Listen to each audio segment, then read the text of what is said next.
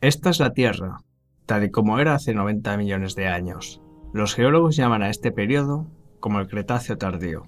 Eran tiempos de gran calentamiento global, cuando los dinosaurios aún dominaban la Tierra. Daban por hechas sus vidas, seguros en la cima de la cadena alimenticia, ajenos a los cambios que sucedían a su alrededor. Los continentes se alejaban unos de otros, abriendo enormes fallas en la corteza terrestre. Estas se inundaron, convirtiéndose en mares. Las algas prosperaron en un calor extremo, envenenando el agua. Murieron y millones de ellas cayeron al fondo de las fallas.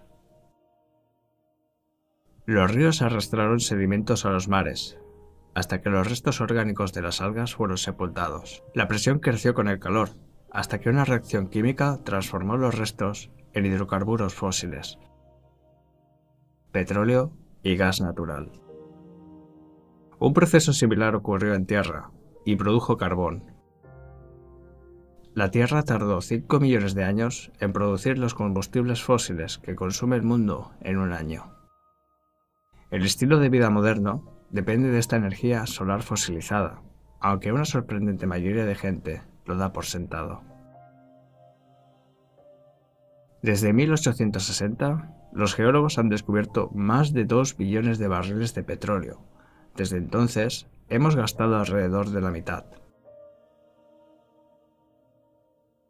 Antes de poder extraer petróleo, hay que descubrirlo. Al principio era fácil de encontrar y extraerlo era barato. El primer gran yacimiento americano fue Spindletop, descubierto en el año 1900. Muchos más le siguieron. Los geólogos rastrearon América y encontraron enormes reservas de petróleo, gas natural y carbón. América producía más petróleo que ningún otro país en el mundo, y esto le permitió convertirse en una superpotencia industrial. Una vez que un pozo empieza a producir petróleo, es solo cuestión de tiempo que empiece su declive. Cada pozo tiene una tasa de producción diferente. Cuando se hace la media de varios pozos, la gráfica resultante se muestra como una campana. Lo habitual es que pasen 40 años desde que un país alcanza el pico de descubrimiento hasta que alcanza el pico de producción, después del cual entra en declive permanente. En los años 50, el geólogo de la Shell, M. King Hubbert, predijo que el pico de producción de América sería en 1970. 40 años después del descubrimiento del pico en América, pocos lo creyeron. Sin embargo, en 1970, la producción de petróleo en América llegó al máximo y entró en un declive permanente. Hubbert fue exonerado. A partir de ese momento, América dependía cada vez más de las importaciones de crudo, lo que hizo que fuese vulnerable a cortes de suministro y contribuyó a los estragos de las crisis petroleras de 1973 y de 1979. En la década de 1930 se vieron las tasas más altas de descubrimientos de petróleo. A pesar de la avanzada tecnología, el declive de los nuevos yacimientos norteamericanos ha sido inexorable.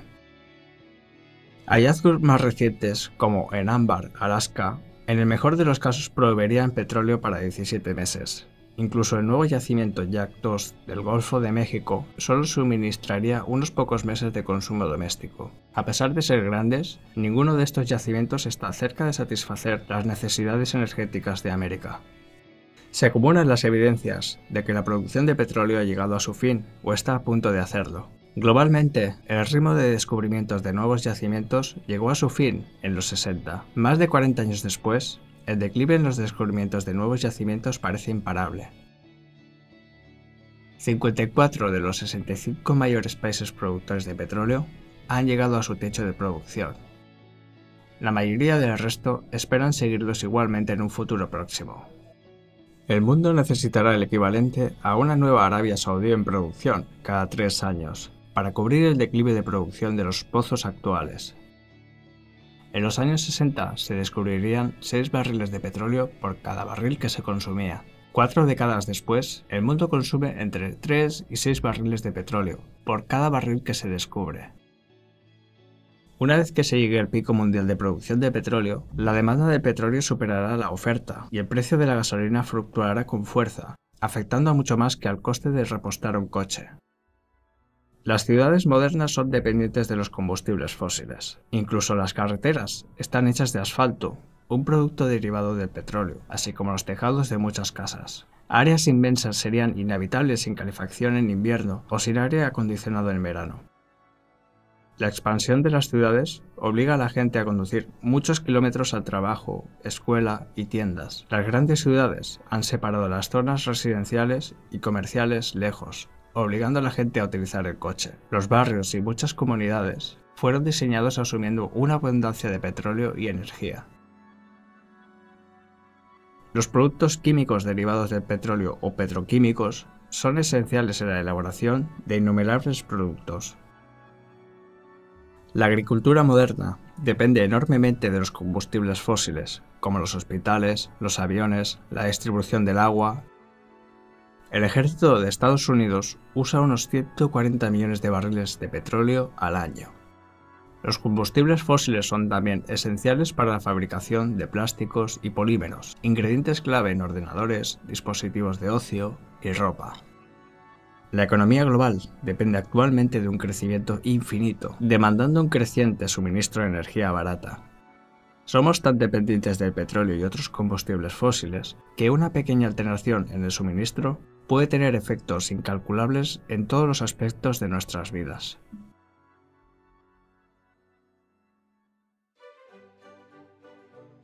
Energía. La energía es la capacidad de desarrollar un trabajo. El americano promedio dispone hoy de la energía equivalente a 150 esclavos trabajando 24 horas al día.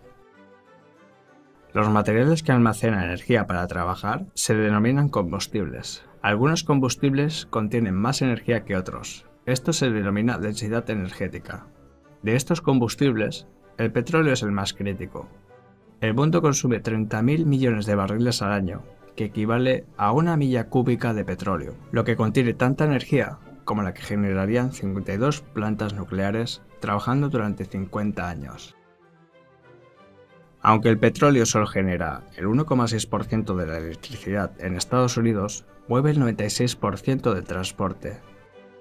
En 2008, América importaba 2/3 del petróleo que consumía, la mayoría de Canadá, México, Arabia Saudí, Venezuela, Nigeria, Irak y Angola. Varios factores hacen único al petróleo. Es energéticamente denso.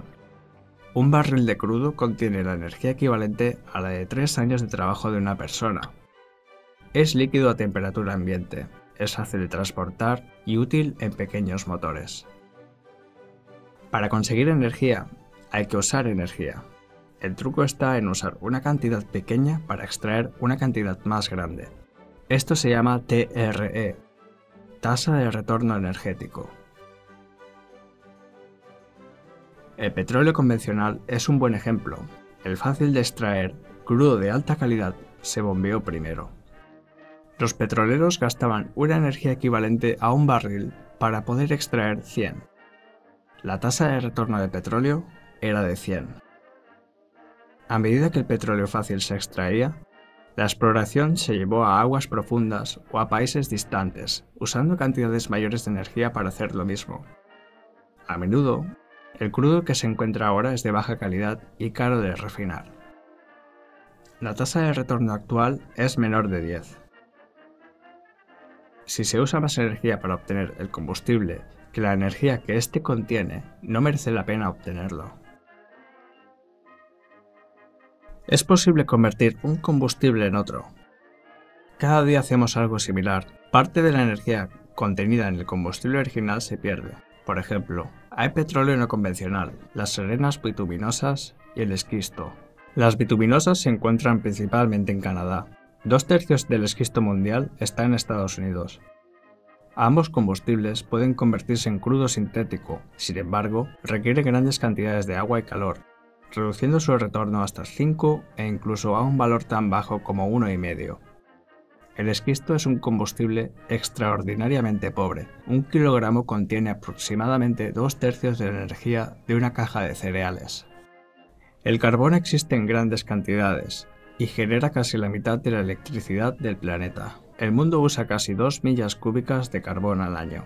Sin embargo, la producción global de carbón tocará techo antes de 2040. La afirmación de que América tiene siglos de carbón es discutible, ya que no tiene en cuenta una demanda creciente y una calidad decreciente del carbón. La mayoría del carbón antracita de alta calidad ya se ha consumido, dejando carbón de baja calidad que tiene una menor densidad energética.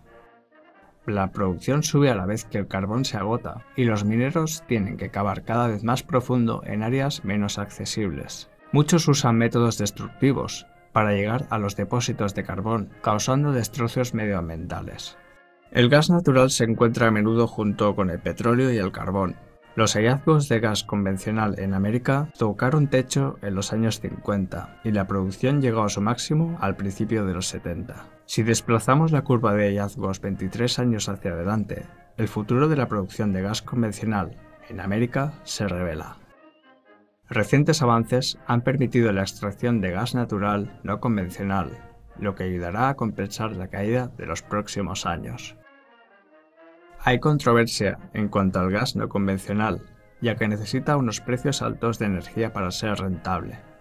Aún con gas no convencional, podríamos ver un pico en la producción mundial de gas en el 2030. Aún existen grandes reservas de uranio fisible. Para reemplazar los 10 teravatios que se generan en el mundo a partir de combustibles fósiles, se necesitarían 10.000 centrales nucleares. A ese ritmo, las reservas conocidas de uranio durarían de 10 a 20 años. Los experimentos con los reactores reproductores rápidos, basados en plutonio en Francia y Japón, han sido fracasos muy caros. La fusión nuclear se enfrenta a obstáculos técnicos enormes. Luego están las renovables. La eólica tiene un retorno alto, pero es intermitente.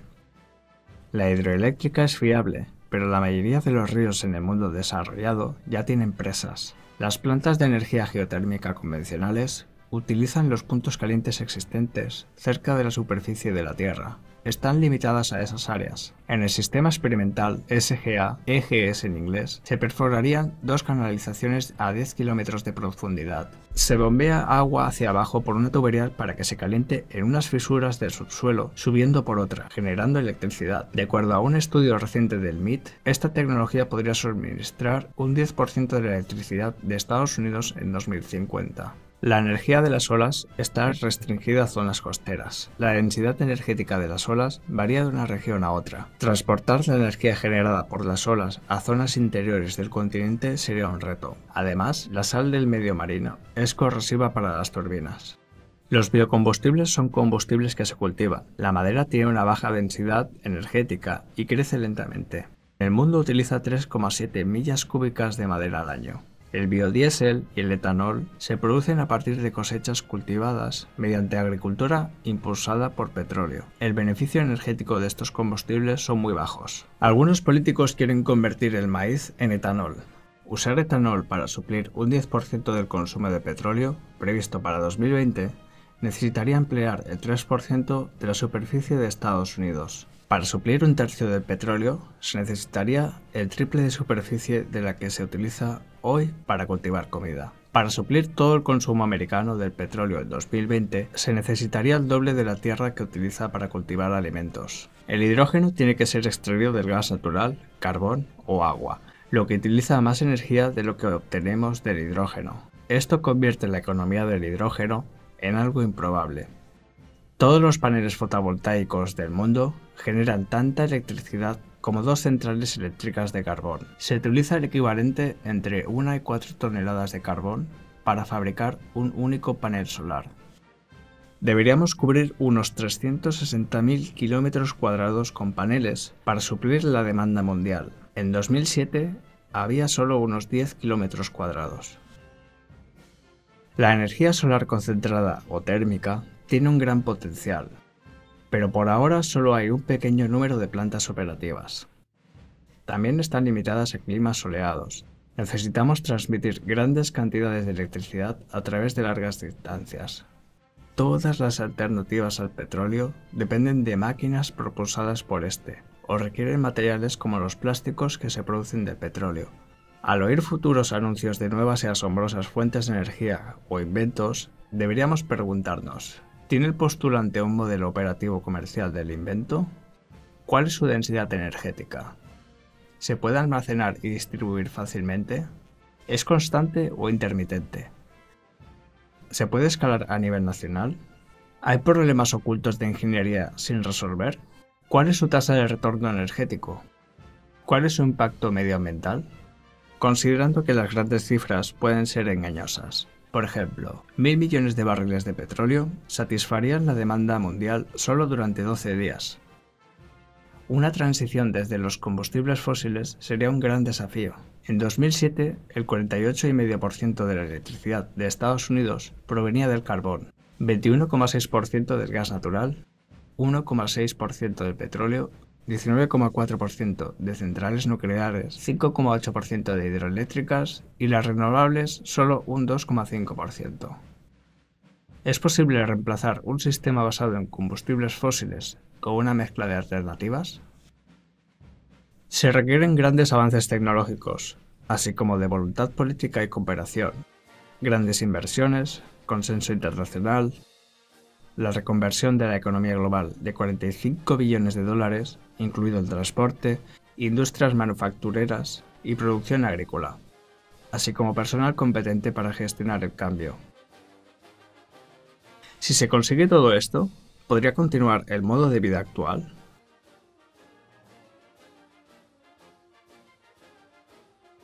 Crecimiento.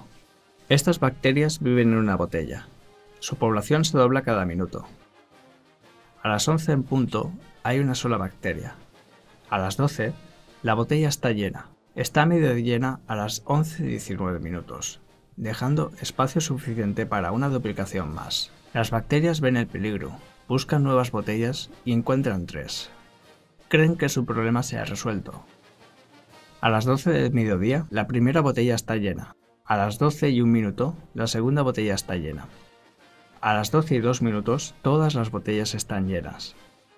Este es el problema al que nos enfrentamos debido a la duplicación provocada por el crecimiento exponencial. Cuando la humanidad empezó a utilizar el carbón y petróleo como fuentes de combustible, experimentó un crecimiento sin precedentes. Incluso tasas de crecimiento bajas producen grandes incrementos a lo largo del tiempo. A una tasa de crecimiento del 1%, una economía duplicaría su tamaño en 70 años. Al 2%, se duplicaría en 35 años.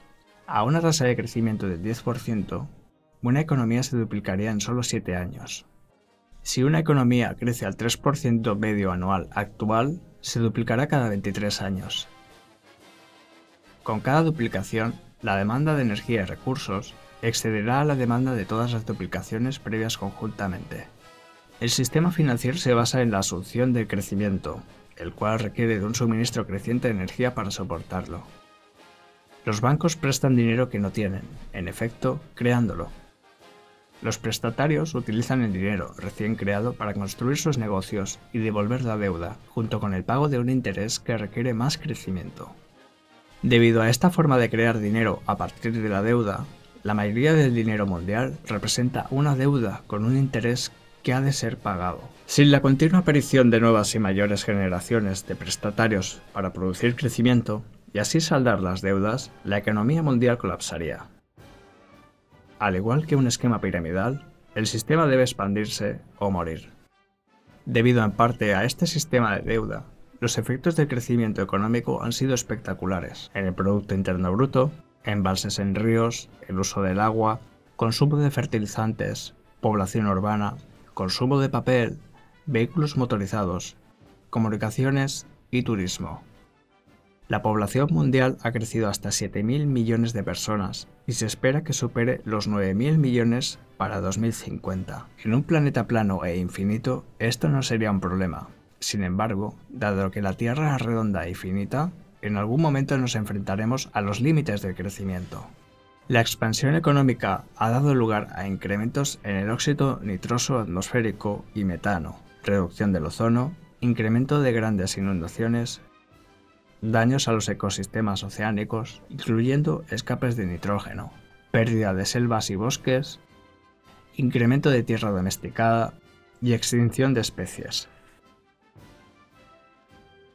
Si pusiéramos un único grano de arroz en el primer cuadro en un tablero de ajedrez, duplicásemos esta cantidad y pusiéramos 2 granos en el segundo, 4 en el tercero, 8 en el cuarto, y continuásemos de esta manera, poniendo en cada cuadro el doble de granos de arroz que en el anterior, en el momento que llegásemos al último cuadro, necesitaríamos una cifra astronómica de granos de arroz: 9 quintillones, 223 cuadrillones, 372 trillones, 36 billones, 854 millones, 776.000 granos de arroz. Más granos de los que la humanidad ha cultivado en los últimos 10.000 años.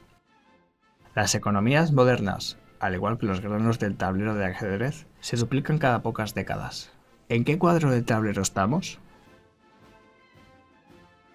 Además de la energía, la civilización requiere otros muchos recursos esenciales: agua dulce, suelo fértil, alimentos, bosques y muchos tipos de minerales y metales. El crecimiento está limitado por el recurso esencial con menor disponibilidad. Como en un barril hecho con tablas que llenásemos de agua, el crecimiento no puede ir más allá de lo que permita la tabla más baja o el recurso esencial más limitado. Los seres humanos aprovechamos el 40% de toda la actividad fotosintética de la Tierra, aunque sería posible llegar a aprovechar el 80%. Es poco probable que lleguemos a utilizar alguna vez el 160%.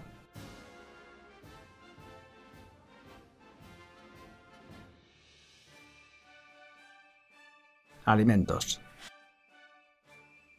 El suministro global de alimentos depende en gran medida de los combustibles fósiles. Antes de la Primera Guerra Mundial, toda la agricultura era orgánica. Tras la invención de los fertilizantes y pesticidas derivados de los combustibles fósiles, se produjeron mejoras a gran escala en la producción de alimentos, permitiendo incrementos en la población humana. El uso de fertilizantes artificiales ha alimentado a mucha más gente de lo que hubiera sido posible con la agricultura ecológica solamente. Los combustibles fósiles son necesarios para los equipos de producción agrícola, transporte, refrigeración, empaquetado en plástico y cocinado. La agricultura moderna utiliza la tierra para transformar los combustibles fósiles en comida y la comida en personas. Se utilizan alrededor de 7 calorías de energía de combustibles fósiles para producir 1 caloría de comida. En América, la comida viaja aproximadamente 2.400 kilómetros desde la granja hasta el consumidor. Además de la disminución de los combustibles fósiles, existen varias amenazas al sistema actual de producción de alimentos. La energía barata, las mejoras tecnológicas y los subsidios han permitido capturas masivas de pescado.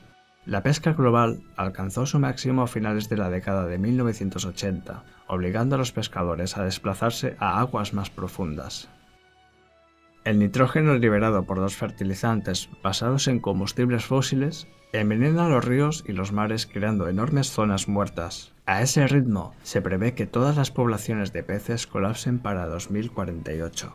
La lluvia ácida procedente de las ciudades e industrias elimina del suelo nutrientes vitales, como el potasio, calcio o el magnesio. Otra amenaza es la escasez de agua. Muchas granjas utilizan para regadío agua subterránea bombeada desde los acuíferos. Los acuíferos necesitan miles de años para llenarse, pero pueden agotarse en unas pocas décadas, igual que los pozos petrolíferos. En América, el gran acuífero de Ucayala se ha reducido a tal nivel que muchos agricultores han tenido que volver a cultivos de secano menos productivos. Adicionalmente, el uso de regadíos y fertilizantes puede llevar a la salinización, acumulación de sal en el suelo. Esta es una de las principales causas de desertificación. Otra amenaza es la pérdida del suelo fértil. Hace 200 años, la capa de suelo fértil de las praderas de Estados Unidos tenía 1,8 metros de espesor. En la actualidad, debido al arado y a las malas prácticas, se ha perdido aproximadamente la mitad. El riego fomenta el crecimiento de los hongos de la roya como el UG99, que tiene el potencial de destruir el 80% de la cosecha de grano mundial. Según Norman Borlaug, padre de la Revolución Verde, la roya tiene el inmenso potencial de la destrucción humana y social. El uso de biocombustibles significa que habrá menos tierra disponible para la producción de alimentos. Cualquier terreno tiene una capacidad de carga finita. Esto es el número de animales o personas que pueden vivir en él indefinidamente. Si una especie excede la capacidad de carga de ese terreno, morirá hasta que la población retroceda hasta sus límites naturales. El mundo ha evitado esa mortandad mediante la localización de nuevas tierras para cultivar o mediante el incremento de la productividad, que ha sido posible en gran medida al petróleo. Para continuar con el crecimiento se necesitan más recursos de lo que la Tierra puede proporcionar, pero no tenemos a nuestra disposición nuevos planetas. Ante estos desafíos, la producción global de alimentos debe duplicarse para 2050 para alimentar a la creciente población mundial. Actualmente 1.000 millones de personas padecen hambre o malnutrición. Será todo un desafío alimentar más de 9.000 millones de personas en los próximos años, cuando la producción de petróleo y de gas natural esté en decadencia.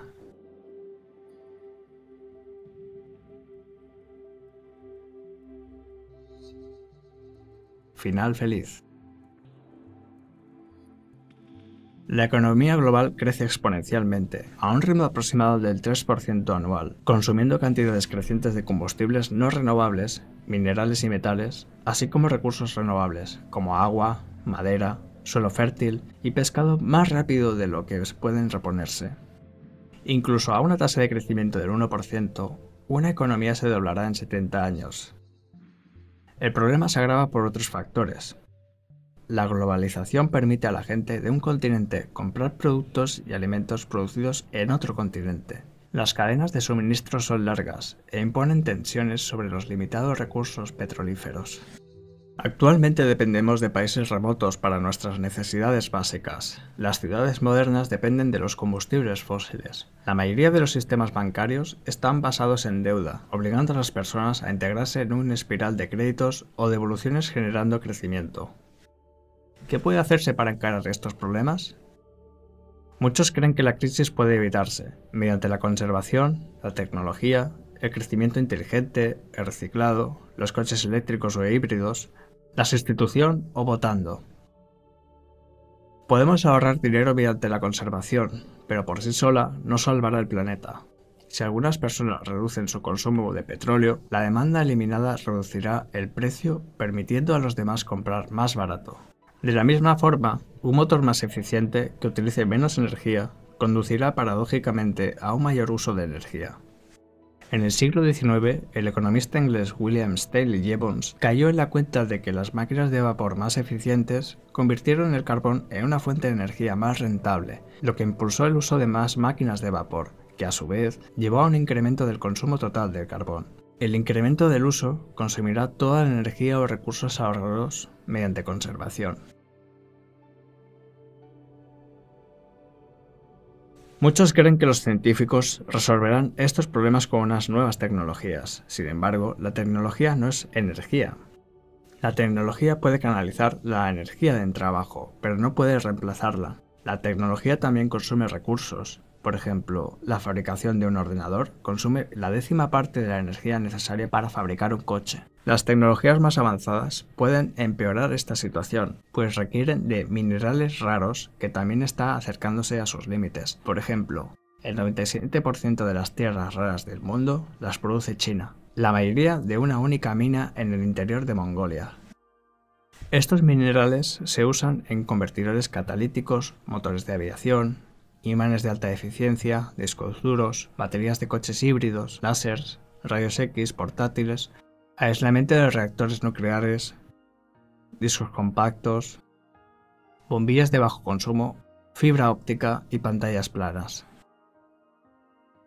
China empieza a considerar la restricción de la exportación de estos minerales a medida que la demanda se dispara. El llamado crecimiento sostenible o crecimiento inteligente no servirá de ayuda, pues también requiere de minerales y metales no renovables en cantidades crecientes, incluyendo tierras raras. El reciclaje no resolverá el problema, pues requiere energía y el proceso no es eficiente al 100%. Solo es posible recuperar una fracción del material reciclado, mientras que una gran parte se pierde para siempre en formas de residuos. Los coches eléctricos funcionan con electricidad. Dado que la mayoría de la electricidad se genera a partir de combustibles fósiles, esto no es una solución. Adicionalmente, la fabricación de todo tipo de vehículos consume petróleo. Un único neumático requiere de unos 26 litros y medio de este. En 2010 había aproximadamente 800 millones de coches en el mundo. Al ritmo actual de crecimiento, esta cifra alcanzaría los 2.000 millones para el 2025. Es poco probable que el planeta pueda soportar esta cantidad de vehículos por mucho tiempo, independientemente de su tipo de combustible o energía. Muchos economistas creen que el libre mercado sustituirá una fuente de energía por otra, gracias a la innovación tecnológica. Sin embargo, los principales sustitutos del petróleo se enfrentan a sus propias tasas de decaimiento. La sustitución también falla al no tener en cuenta el tiempo necesario para preparar una transición. El informe Hirsch del Departamento de Energía estadounidense estima que se necesitarían al menos 2 décadas para prepararse para los efectos del pico del petróleo. Los problemas de la escasez de energía, el agotamiento de los recursos, la pérdida de suelo fértil y la polución son todos síntomas de un único problema mayor: el crecimiento. Mientras nuestro sistema financiero exija el crecimiento perpetuo, es poco probable que las reformas tengan éxito. Entonces, ¿qué aspecto tendrá el futuro? Los optimistas creen que el crecimiento continuará para siempre, sin límite. Los pesimistas creen que nos dirigimos a una nueva edad de piedra o a la extinción. La realidad puede estar entre dos extremos. Es posible que la sociedad retroceda a un estado más sencillo, en el cual se utilice una cantidad de energía muy inferior. Esto significaría una vida más dura para la mayoría, más trabajo agrícola y producción local de bienes, alimentos y servicios. ¿Qué debería hacer una persona para prepararse de cara a este posible futuro? Contar con un descenso en el suministro de productos y alimentos desde lugares remotos, empezar a andar o a montar en bicicleta, acostumbrarse a utilizar menos electricidad, librarse de deudas, intentar evitar a los bancos. En lugar de comprar en grandes superficies, apoyar a los comercios y negocios locales. Comprar comida cultivada localmente en mercados de agricultores y granjeros. Considerar cultivar su propia comida en lugar de mantener césped. Aprender a conservarla. Considerar el uso de monedas locales en caso de que las monedas mayores dejen de cumplir su función y desarrollar una mayor autosuficiencia. Ninguno de estos pasos evitará el colapso, pero podría mejorar las posibilidades de un futuro de baja energía. Un mundo en el que tendremos que ser más autosuficientes.